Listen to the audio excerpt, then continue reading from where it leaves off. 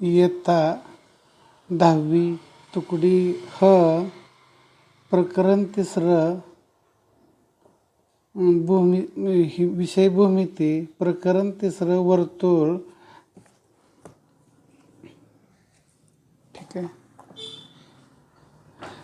वर्तुळ या आकृत्यासंबंधी वर्तुळाचे केंद्र, त्रिज्या, व्यास, जीवा, अंतर्भाग, बाह्य भाग या संज्ञाचा चांगला परिचय आपणाला झालेला आहे. एकरूप वर्तुळे, समकेंद्री वर्तुळे व छेदणारी वर्तुळे या संज्ञा आठवा. यामध्ये पहिला घटक वर्तुळाची जीवा. वर्तुळावरील कोणत्याही दोन बिंदूंना जोडणाऱ्या रेषाखंडास वर्तुळाची जीवा असं म्हणतात. रेख AB ही वर्तुळाची जीवा होय. वर्तुळाचा व्यास. वर्तुळ केंद्रातून जाणाऱ्या जीवेस व्यास म्हणतात. रेख PQ हा व्यास आहे. व्यास ही वर्तुळात सर्वात मोठी जीवा आहे. यानंतर एकरूप वर्तुळे. समान लांबीच्या त्रिज्या असलेल्या वर्तुळांना एकरूप वर्तुळे म्हणतात. एककेंद्री वर्तुळे. एकच केंद्र आणि भिन्न त्रिज्या असणाऱ्या वर्तुळांना एककेंद्री वर्तुळे म्हणतात. छेदणारी वर्तुळे. एक प्रतलीय वर्तुळांना दोन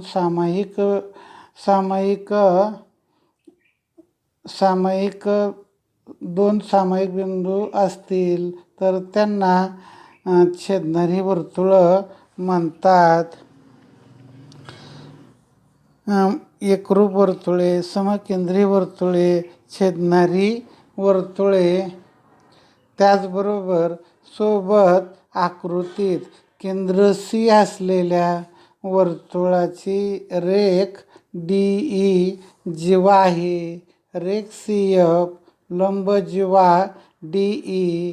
जर वर्तुळाचा व्यास 20 सेमी, DE 16 सेमी असेल तर CF काढा. हा प्रश्न सोडवण्यासाठी उपयोगी पडणारे प्रमेय आणि गुणधर्म आठवून लिहा. हा गुणधर्म वापरून वर्तुळ केंद्रातून जीवेवर काढलेला लंब जीवेला दुभगतो. व्यास हा त्रिज्येच्या दुप्पट असतो. त्याचप्रमाणे सोबतच्या आकृतीमध्ये व्यास हा त्रिज्येच्या दुप्पट असतो. काटकोन त्रिकोणात काटकोन करणाऱ्या बाजूच्या वर्गाची बेरीज कर्णाच्या वर्गाइतकी असते.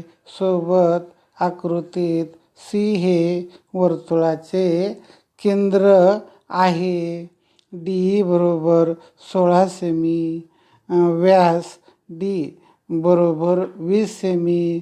DC बरोबर त्रिज्या D/2 V/2 बरोबर 10.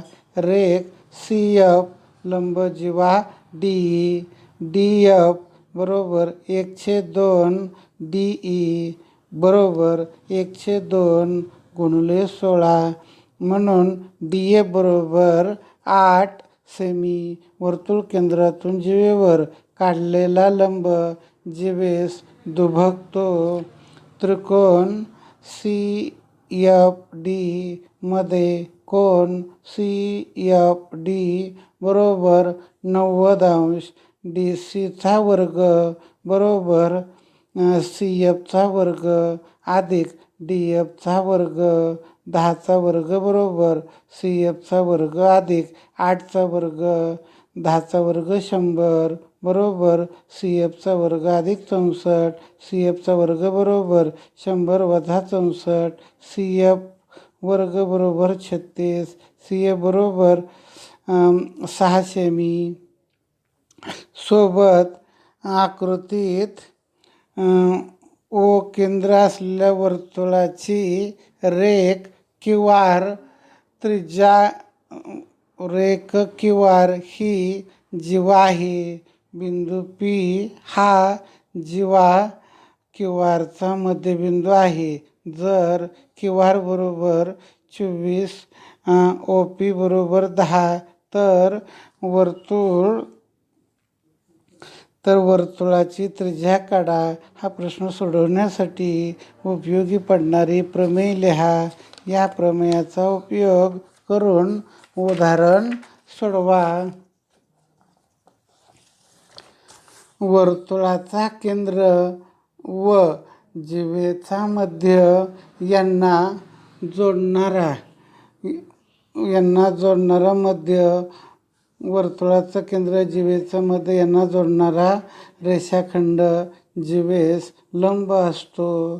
काटकोन त्रिकोणात काटकोन करणाऱ्या बाजूच्या वर्गाची बेरीज कर्णाच्या वर्गाइतकी असते. सोबत दिलेल्या आकृतीत रेख क्यूआर ही जीवा आहे. बिंदू पी हा जीवा क्यूआरचा मध्यबिंदू आहे. क्यूपी बरोबर 1/2 क्यूआर 1/2 गुणिले 24 बरोबर 12 एकक. तर रेख क्यूपी लंब जीवा क्यूआर त्रिकोण ओ पी क्यू मध्ये कोण ओ पी क्यू बरोबर 90 अंश. ओ क्यूचा वर्ग बरोबर ओ पीचा वर्ग अधिक ओ पीचा वर्ग अधिक क्यू पीचा वर्ग 10चा वर्ग अधिक 12चा वर्ग 100 अधिक 144 244. ओ क्यू बरोबर वर्गमुळात 2 वर्गमुळात 61. वर्तुळाची त्रिज्या 2 वर्गमुळात 61 आहे.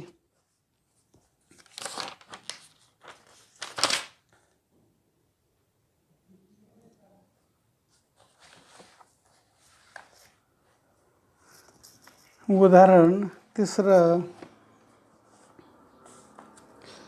सोबत आकृतीत एम हा वर्तुळाचा केंद्रबिंदू आणि रेख ए बी हा व्यास आहे. रेख एम एस लंब जीवा एम एस जीवा ए डी. रेख एम टी लंब जीवा ए C. Cone D A B एकरूप कोन सी ए बी. तर सिद्ध करा जीवा ए बी एकरूप जीवा ए सी. प्रश्न सोडवण्यासाठी कोणते प्रमेय वापराल? त्रिकोणाच्या एकरूपतेच्या खालीलपैकी कोणती कसोटी उपयोगी पडल? बाकोबा को बाको बाबा को बा कर्णभुजा कसोटी. योग्य ती कसोटी व प्रश्न वापरून सिद्धता सोडवा.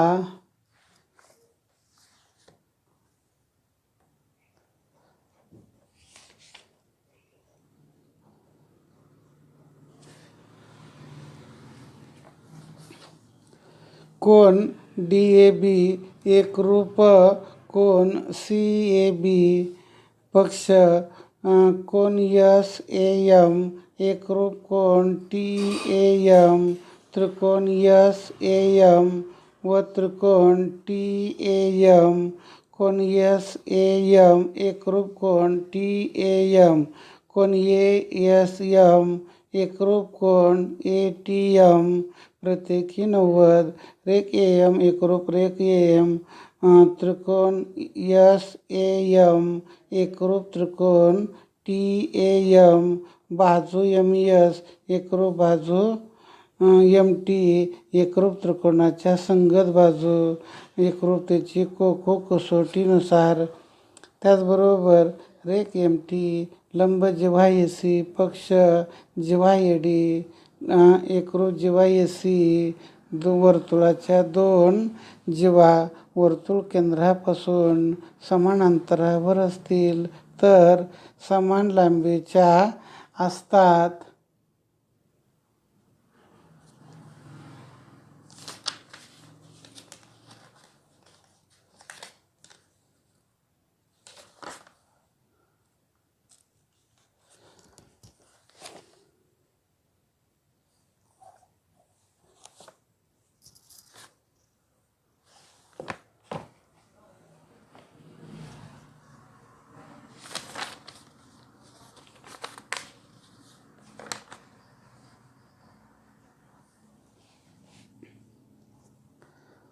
बरं, पुढं नैकरेषीय बिंदू ए बी सी काढा.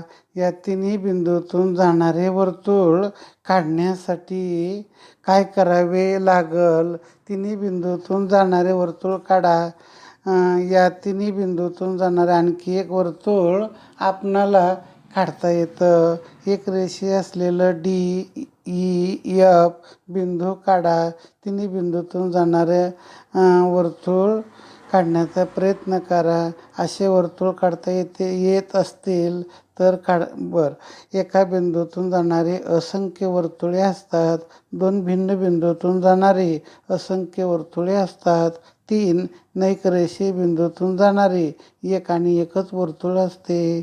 3 एकरेषीय बिंदूतून जाणारे एकही वर्तुळ नसते. यानंतर वृत्तछेदिका आणि स्पर्शिका. पहिल्या आकृतीमध्ये आपण पाहिलं तर एक वर्तुळ दाखवलेलं आहे. ते वर्तुळाचं केंद्र ए, रेषा यल, पण केंद्र बी असणाऱ्या वर्तुळाला रेषा एम पी बिंदूमध्ये स्पर्श करते आणि सी केंद्र असलेल्या वर्तुळामध्ये रेषा एन त्या वर्तुळाला दोन बिंदूमध्ये छेदते. बिंदू क्यू आणि बिंदू आर. आकृतीमध्ये रेषा यल व वर्तुळ यांच्यामध्ये एकही सामायिक बिंदू नाही. रेषा एम व वर्तुळ यामध्ये बिंदू पी हा एकच सामायिक बिंदू आहे. एम ही वर्तुळाची स्पर्शिका आहे. बिंदू पी हा स्पर्शबिंदू आहे असं म्हणतात. रेषा एन व वर्तुळ यांना दोन सामायिक बिंदू आहेत.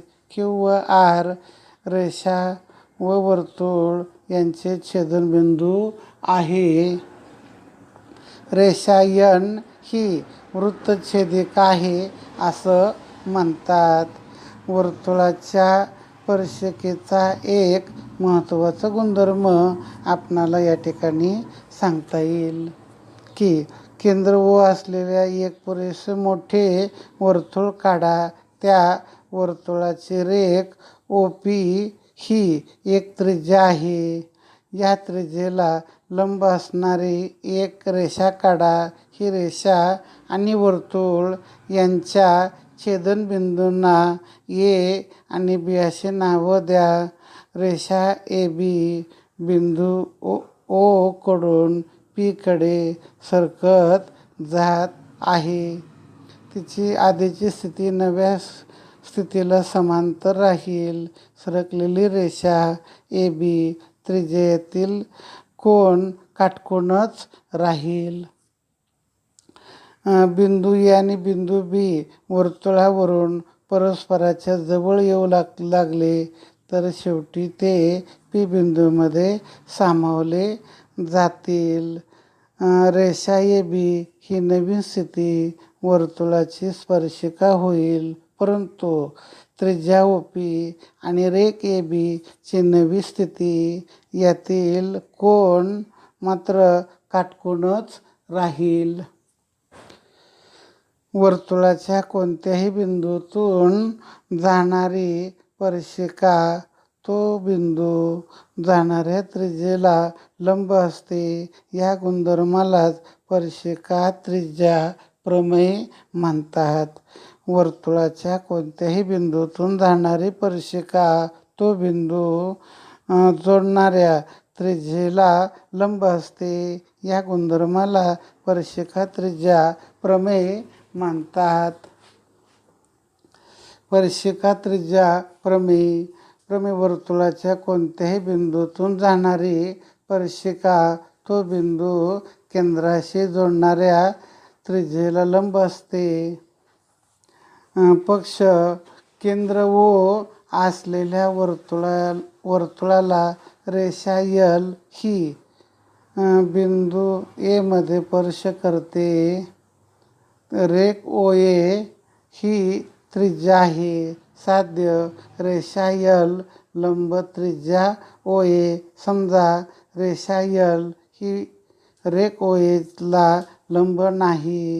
समजा बिंदू ओ मधून रेषा यल वर ओ बी हा लंब टाकला. बिंदू बी हा बिंदू ए पेक्षा भिन्न असला पाहिजे. रेषा यल वर बिंदू सी असा घेता येईल. A dash B dash C. म्हणून बी ए बरोबर बी सी. त्रिकोण ओ बी सी व त्रिकोण ओ बी ए मध्ये रेख ए बी रेख बी सी एकरूप रेख बी ए. रचना कोन ओ बी सी एकरूप कोन ओ बी ए प्रत्येकी काटकोन. रेख ओ बी एकरूप रेख ओ बी. त्रिकोण ओ बी सी एकरूप त्रिकोण ओ बी ए. बाकोबा कसोटीनुसार ओ सी बरोबर ओ ए. परंतु रेख ओ ए ही वर्तुळाची त्रिज्या आहे. रेख ओ सी ही सुद्धा वर्तुळाची त्रिज्या होईल. बिंदू सी हा वर्तुळावर असेल. रेषा यल ही वर्तुळाला ए आणि सी या दोन बिंदूत छेदल. या विधान पक्षाशी विसंगत आहे, कारण रेषा यल ही स्पर्शिका आहे. म्हणजेच रेषा यल वर्तुळाला एकाच बिंदूत स्पर्श करते. म्हणून रेषा यल ही त्रिज्या ओ एला लंब नाही, हे असत्य आहे. रेषा यल लंब रेख ओ ए असं आपणाला म्हणता येईल.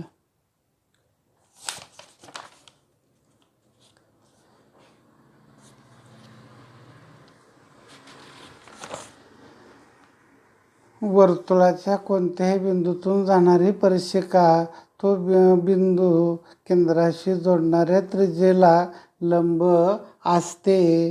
पक्ष केंद्र ओ असलेल्या वर्तुळाला रेषा यल ही ए बिंदूमध्ये स्पर्श करते. रेख ओ ए ही वर्तुळाची त्रिज्या आहे. साध्य रेषा यल लंब त्रिज्या ओ ए. समजा रेषा यल ही रेख ओ एला लंब नाही. समजा बिंदू ओ मधून यल वर ओ बीला लंब टाकला. बिंदू बी हा ए पेक्षा भिन्न असला पाहिजे. रेषा यल वर बिंदू सी असा घेता येईल. A dash B dash C. B A बरोबर बी सी. त्रिकोण ओ बी सी आणि त्रिकोण ओ बी ए मध्ये रेख बी सी एकरूप रेख बी ए. रचना कोन बी ओ बी सी एकरूप कोन ओ बी ए प्रत्येकी काटकोन. रेख ओ बी एकरूप रेख ओ बी. त्रिकोण ओ बी सी एकरूप त्रिकोण ओ बी ए. बाकोबा कसोटी ओ सी बरोबर ओ ए. परंतु रेख ओ ए ही वर्तुळाची त्रिज्या आहे. म्हणून रेख ओ सी ही सुद्धा त्रिज्या होईल. बिंदू सी हा वर्तुळावर असेल. रेषा यल वर्तुळाला ए आणि सी बिंदूमध्ये दोन बिंदूत छेदल. हे विधान पक्षाशी विसंगत आहे, कारण रेषा यल स्पर्शिका आहे. रेषा यल वर्तुळाला एकाच बिंदूत छेदते. म्हणून रेषा यल ही त्रिज्या ओ एला लंब नाही हे असत्य आहे. म्हणून रेषा यल लंब रेख ओ ए असं आपणाला म्हणता येईल. यानंतर स्पर्शिका छेदिका.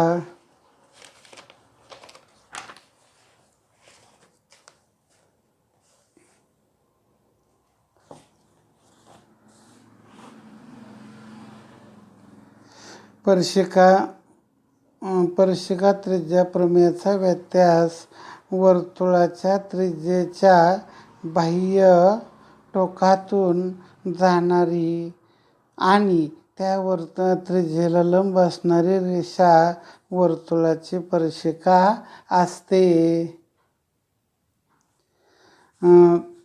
पक्ष त्रिकोण रेख MN ही केंद्र M असलेल्या वर्तुळाची त्रिज्या आहे. बिंदू N मधून जाणारी रेषा L ही त्रिज्या MN ला लंब आहे. साध्य रेषा L ही त्या वर्तुळाची स्पर्शिका आहे. सिद्धता रेषा L चा P आणि N खेरीज दुसरा कोणताही बिंदू घेतला तर रेख MP काढला. आता त्रिकोण MNP मध्ये कोन N हा काटकोन आहे. रेख MP हा कर्ण आहे. रेख MP ग्रेटर दॅन रेख MN. बिंदू P हा वर्तुळावर असणं शक्य नाही. रेषा Lचा N खेरीज कोणताही बिंदू वर्तुळावर नाही. रेषा L ही वर्तुळाला N या एकाच बिंदूत छेदते. रेषा L ही त्या वर्तुळाची स्पर्शिका आहे असं आपणाला म्हणता येतं. केंद्र A असणाऱ्या वर्तुळावरील B हा एक असा बिंदू आहे. या वर्तुळाला बी बिंदूमधून जाणारी स्पर्शिका काढावयाची आहे. B बिंदूतून जाणाऱ्या असंख्य रेषा असतात. त्यापैकी कोणती रेषा वर्तुळाची स्पर्शिका असेल तर वर्तुळाच्या अंतभागात C बिंदूतून वर्तुळाला स्पर्शिका काढता येईल का? वर्तुळाच्या बाह्य भागात D बिंदूतून जाणाऱ्या त्या वर्तुळाच्या स्पर्शिका असू शकतील का? असल्यास किती? तर आकृतीत दाखवल्याप्रमाणे वर्तुळाच्या बाह्य भागातून त्या वर्तुळाला दोनच स्पर्शिका काढता येतील. आकृतीत रेख DP आणि रेख DQ या स्पर्शिका केंद्र A असलेल्या वर्तुळाला बिंदू P आणि Q मध्ये स्पर्श करतात. म्हणून रेख DP आणि रेख DQ यांना स्पर्शिका खंड असं म्हणतात.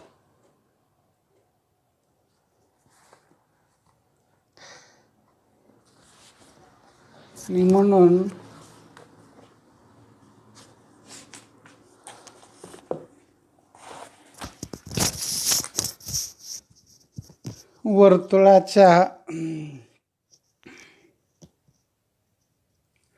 वर्तुळाच्या बाह्य भागातील बिंदूपासून त्या वर्तुळाला काढलेले स्पर्शिकाखंड एकरूप असतात.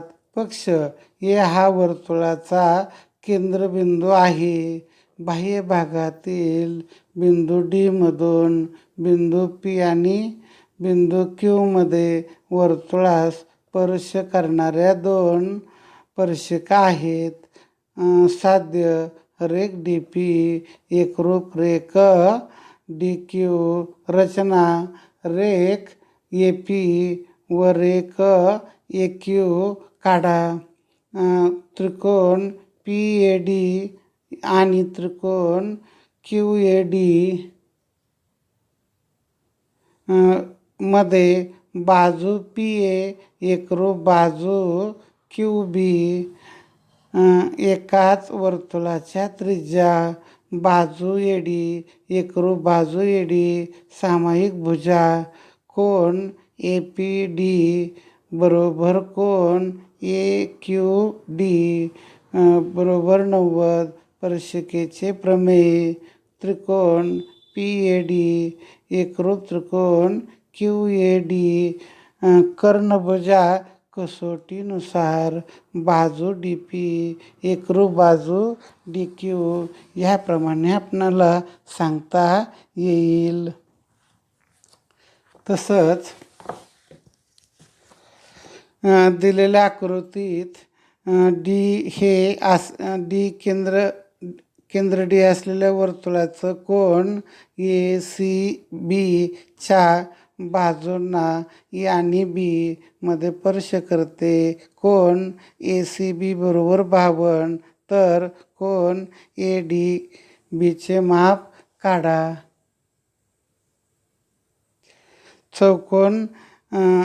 चौकोनाच्या चारही कोनाच्या मापाची बेरीज 360 अंश असते.